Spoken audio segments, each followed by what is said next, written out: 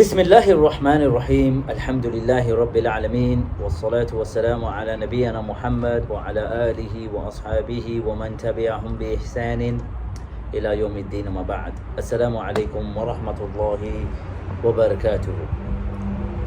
I'm upstairs on the roof.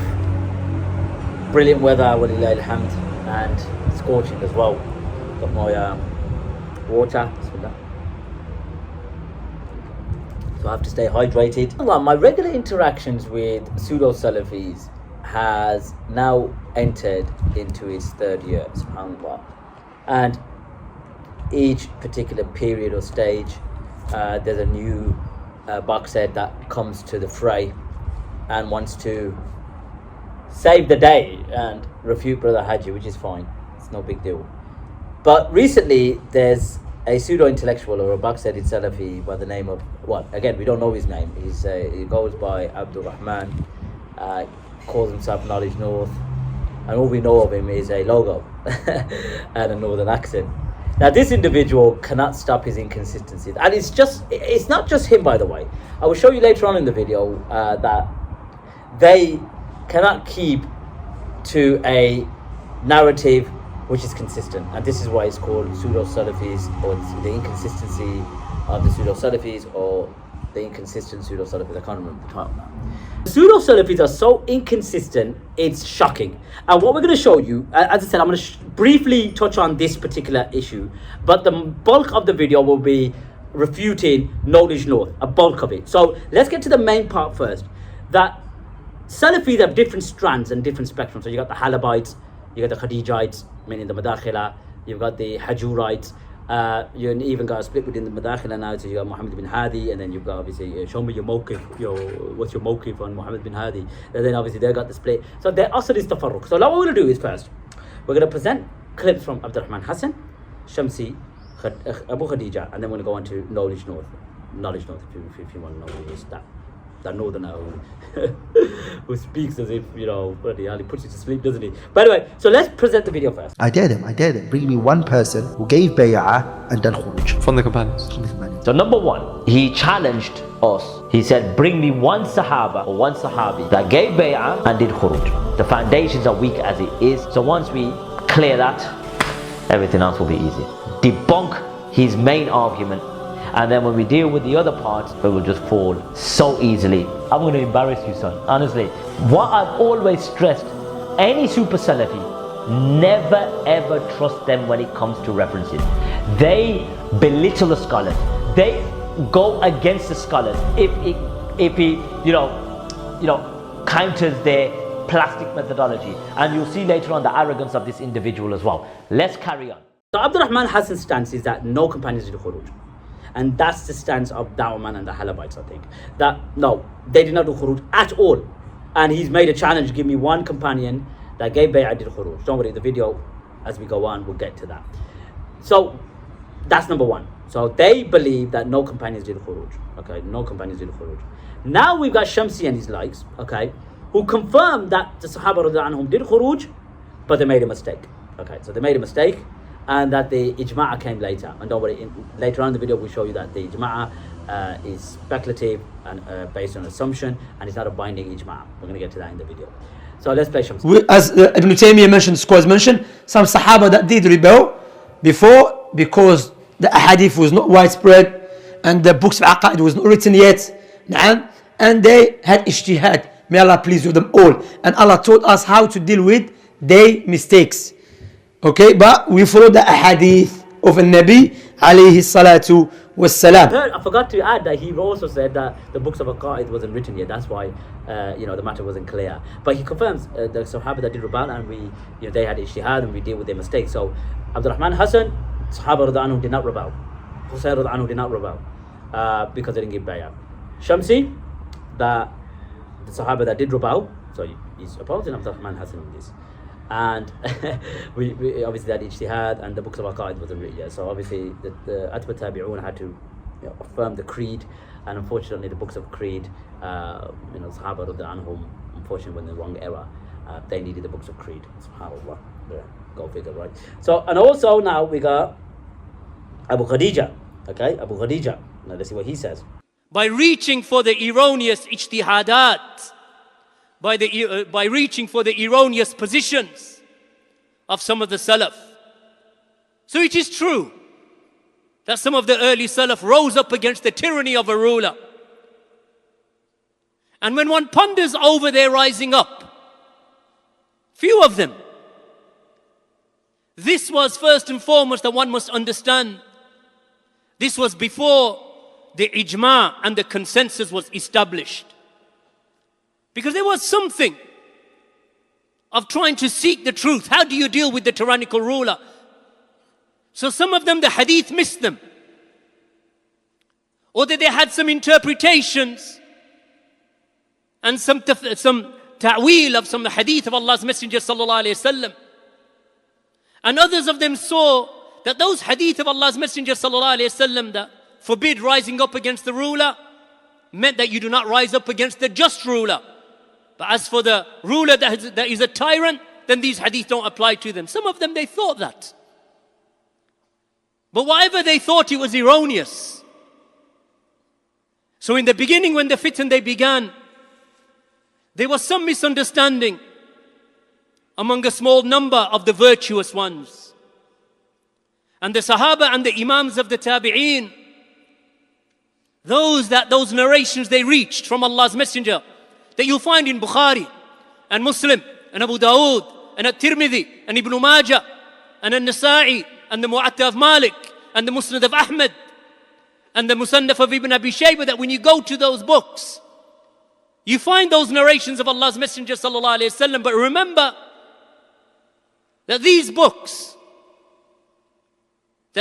were collected after the time of the Atba'u Tabi'een. They were from the third and fourth generation when those compilations in terms of those narrations with their asanid were compiled. So something missed some of the great scholars.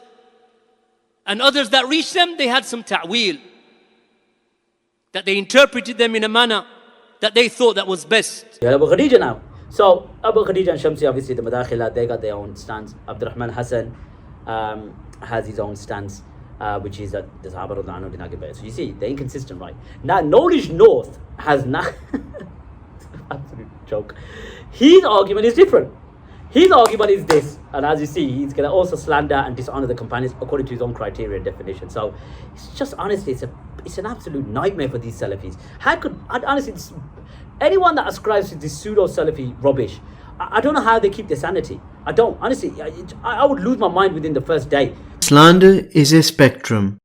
Not all abuse of the companions is as blatant and brazen as this. There is also the abuse that is subtle and surreptitious, such as when the charge of sedition against the state or insurrection against one's imam, one's leader, is levelled at a dozen or more of the Sahaba, the companions of Prophet Muhammad sallallahu alayhi wasallam. 12 صحابي قالوا بجواز الخروج على الحاكم فعلا وليس قول. To run with such narratives is careless at best, downright dirty at worst. Few moments later. How to distinguish between a rebellion which is tantamount to sedition and treachery in a technical sense from a rebellion which is less than that? Consider the second act of the second fitna. Upon his ascension, Yazid had a delegation of Medina's noblemen travel to him at Damascus. There they swore allegiance to the new ruler in person. Yazid in turn honoured them and gifted them huge sums of money. Among these men were the companions Abdullah ibn Muti al-Adawi, leader of the Madanese Quraysh, Abdullah ibn Handhala, leader of the city's aboriginal Ansar, and Maqil bin Sinan al-Ashja'i, leader of the Muhajirun. As they returned to Medina, the news of what had transpired at Karbala had begun to spread. With that, the three companions declared their allegiance annulled, expelled the city's Umayyad families from their quarter, and prepared to fight for the preservation of a polity of the pious.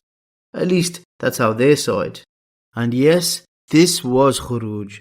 Predictably, Yazid was furious, and so he dispatched an army under the command of one Muslim, or rather Musrif, the excessive, bin Uqba, as he was to be remembered. Muslim, that is, Musrif, urged the Madanese to return to obedience at the threat of war. The Madanese refused, and so battle ensued. The outcome on the day of Harrah was woeful. The citizens of the city of the Prophet were slain in huge numbers. Imam Zuhri said of the dead on the day of Al-Harrah, there were 700 of the faces of the people from the Muhajirun and the Ansar, and the faces of those who were attributed to them. And for the number of non-companions slain, Zuhri reckons them as high as 10,000. His voice is so boring, isn't it? It's just like watching paint dry. It's just so boring. Anyway, so now he's affirmed, okay, that 3 of the companions, radiallahu anhum, did do khuruj.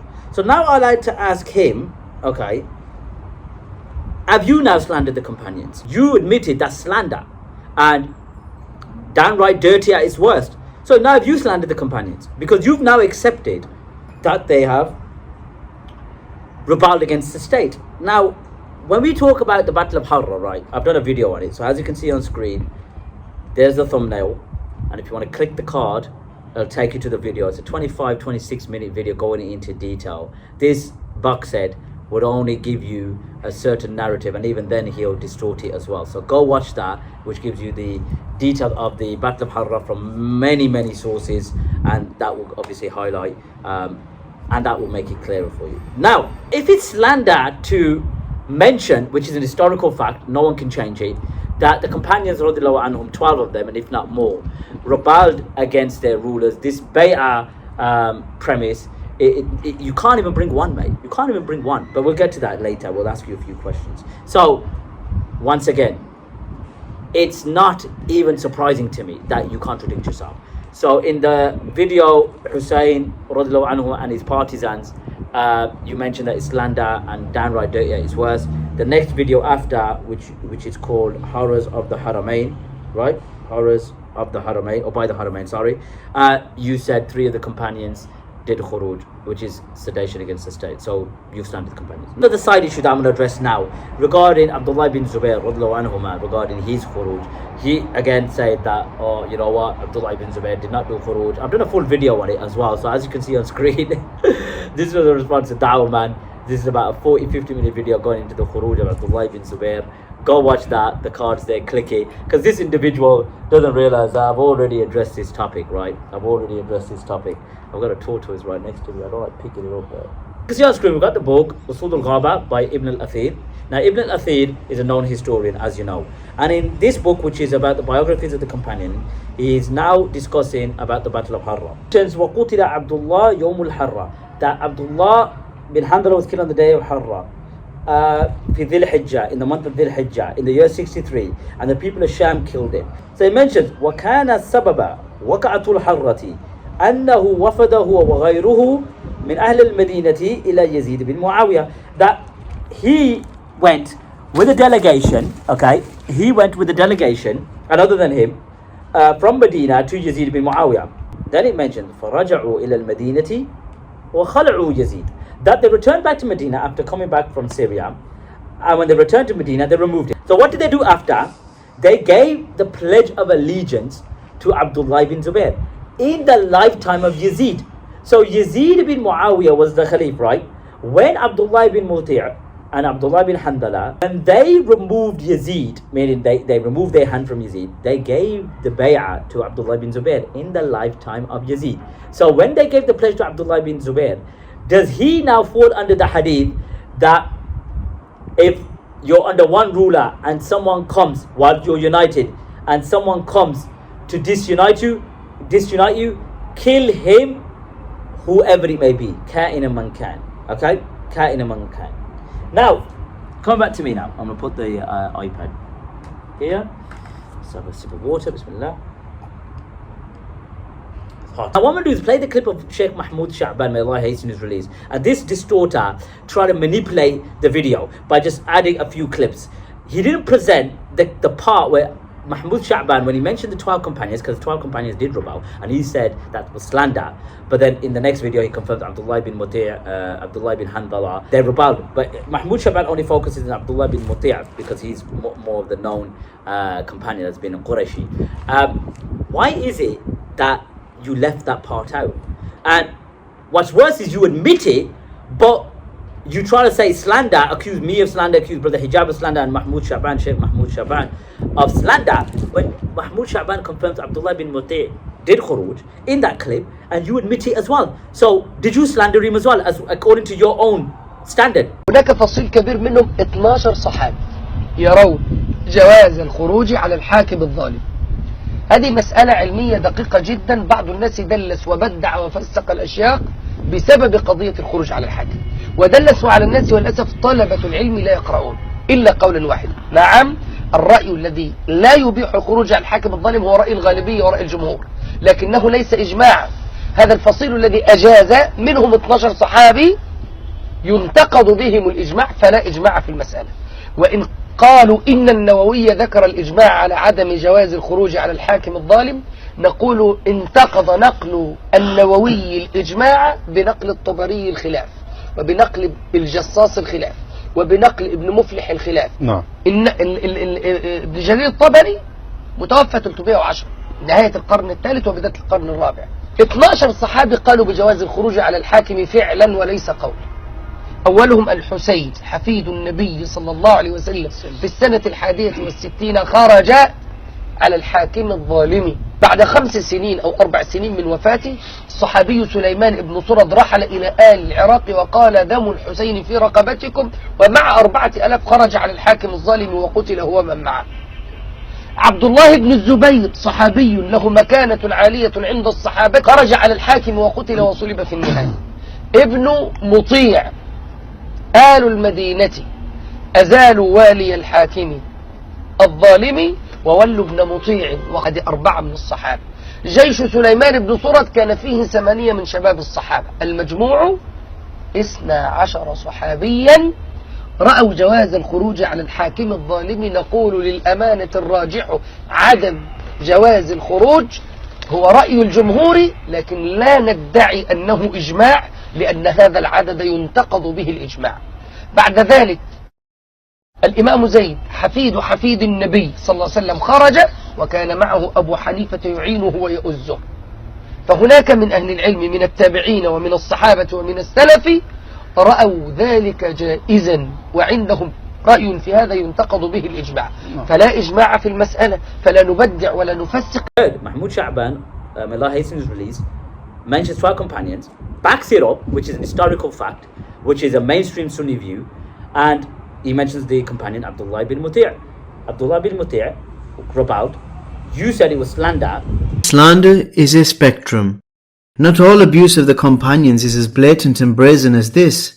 There is also the abuse that is subtle and surreptitious, such as when the charge of sedition against the state or insurrection against one's imam, one's leader, is levelled at a dozen or more of the Sahaba, the companions of Prophet Muhammad sallallahu alaihi wasallam. But then you mentioned Abdullah bin Muti' rebelled as well. So now, based on your own criteria, did you slander him as well? How to distinguish between a rebellion which is tantamount to sedition and treachery in a technical sense from a rebellion which is less than that? Among these men were the companions Abdullah ibn Muti' al-Adawi, leader of the Madanese Quraysh, Abdullah ibn Handhala, leader of the city's aboriginal Ansar, and Maqil bin Sinan al-Ashja'i, leader of the Muhajirun. As they returned to Medina, the news of what had transpired at Karbala had begun to spread. With that, the 3 companions declared their allegiance annulled, expelled the city's Umayyad families from their quarter, and prepared to fight for the preservation of a polity of the pious. At least, that's how they saw it.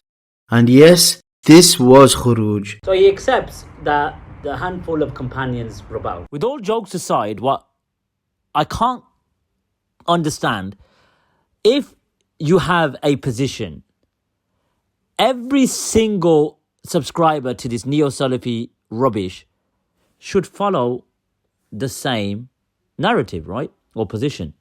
So let's break down their inconsistencies, because that's the genre and the theme of the video, right? Abdurrahman Hassan is arguing that the Sahaba radhiyallahu anhum did not rebel against their leaders, not one of them. And when he means rebel, he's restricted khuruj to just pledging to the leader and then relinquishing that bay'ah, meaning removing their hands. So the only khuruj or rebellion, according to Abdurrahman Hassan, is that when you give bay'ah and then you remove your hand. So even if you don't give bay'ah and you rebel, according to the classical scholars, this is still classified as khuruj. And he cannot present any classical scholars that has restricted rebellion to only those who give bay'ah and then subsequently rebel thereafter, meaning removing and relinquishing their allegiance to the ruler. So Abdurrahman Hassan's position is flawed. Okay, it's flawed. And as I said before, I've already done train wreck 1, train wreck 2, and I've got train wreck 3 coming soon.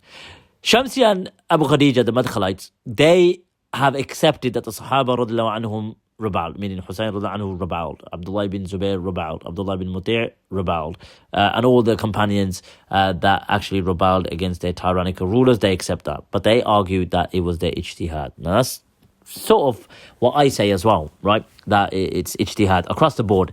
And this is the Masail of the Niya Furu'iyya. It's from the subsidiary matters. And as I clearly mentioned in my previous videos, so don't need to go into the elaborative definitions of the Bughat and the different types. Now, Knowledge North now. Knowledge, not knowledge. Knowledge North. His position is totally different than Abdurrahman Hassan, Shamsi and Abu Khadija. Because he's accepted that 3 companions rebelled.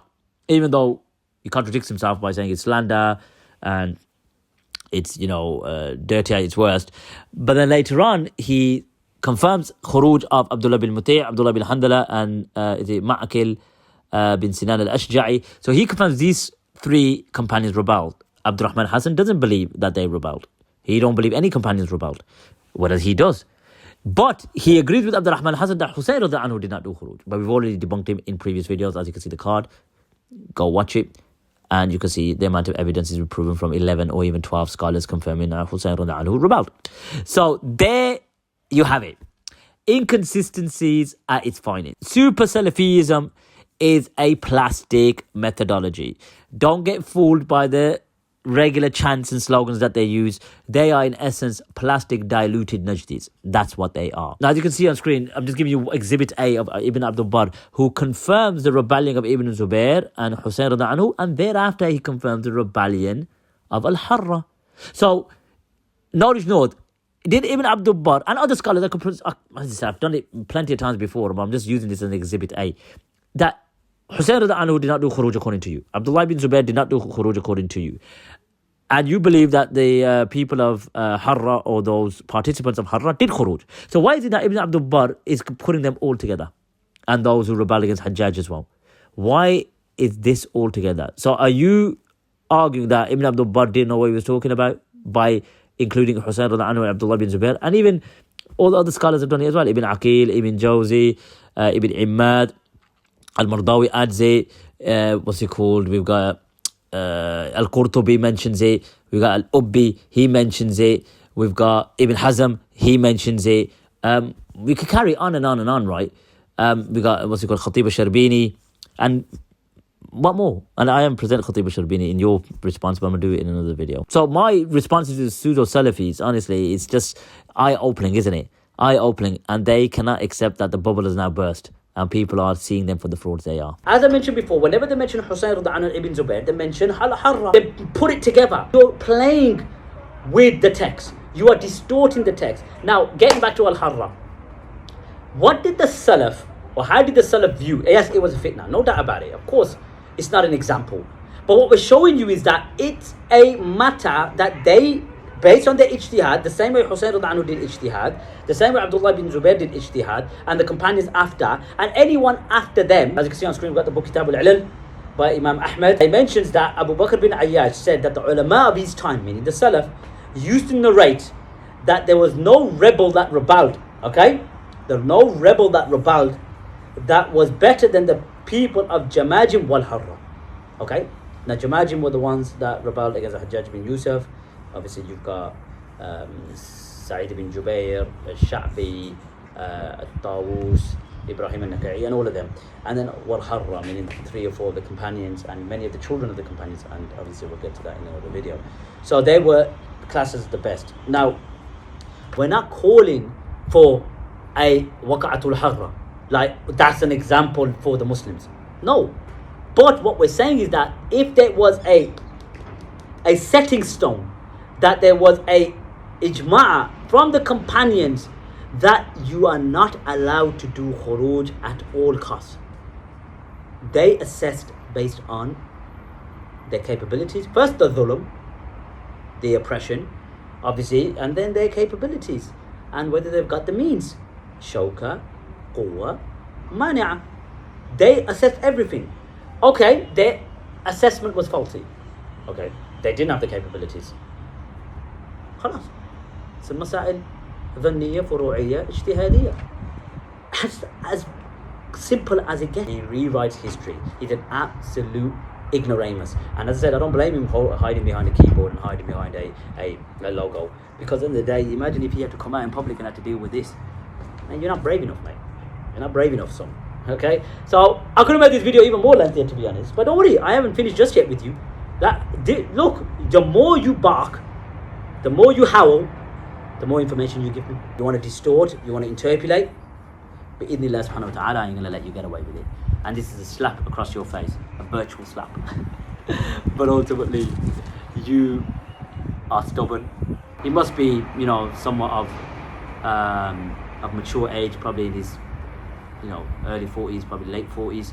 End of the day, his voice is absolutely boring. It's just like it puts you to sleep. But anyway, that's it for this video. Take care of yourselves.